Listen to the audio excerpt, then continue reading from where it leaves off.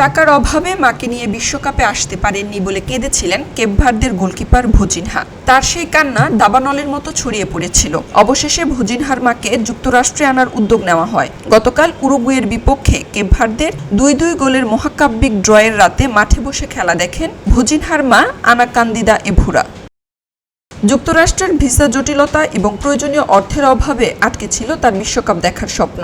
কিন্তু ফুটবল যেখানে মেলবন্ধনের নাম, সেখানে বাধা হয়ে থাকতে পারেনি লাল ফিতার দৌরাত্ম্য। যুক্তরাষ্ট্রের স্টেট ডিপার্টমেন্ট, ফিফা, মার্কিন আইন প্রণেতা এবং কেপ ভার্দে ফুটবল ফেডারেশনের যৌথ প্রচেষ্টায় শুক্রবার মায়ামিতে পা রাখেন তিনি। বিমানবন্দরে তাকে স্বাগত জানান ফিফার কর্মকর্তারা। রবিবার রাতে মায়ামি স্টেডিয়ামের একটি বিশেষ ভিআইপি সুইটে বসে ছেলের খেলা দেখেন আনা। গায়ে ছিল ছেলের নাম ও জার্সি নম্বর লেখা জার্সি, আর হাতে দেশের পতাকা। ম্যাচের আগে ফিফার মাধ্যমে পাঠানো এক ভিডিও বার্তায় ছেলের উদ্দেশ্যে তিনি বলেন, মাথা উঁচু করে মাঠে নামো, গোলের জন্য ঝাঁপিয়ে পড়ো, তোমরা দারুণ খেলবে আমার ছেলেরা, তোমাদের জন্য অনেক ভালোবাসা, শক্ত ও সাহসী হও, গো ব্লো শার্কস। বিশ্বের অন্যতম সেরা আক্রমণভাগের সামনে দাঁড়িয়ে ছেলে যখন দেশের জাল সামলাচ্ছেন, গ্যালারিতে বসে গর্বিত মা তখন প্রতিনিয়ত প্রার্থনা করছেন।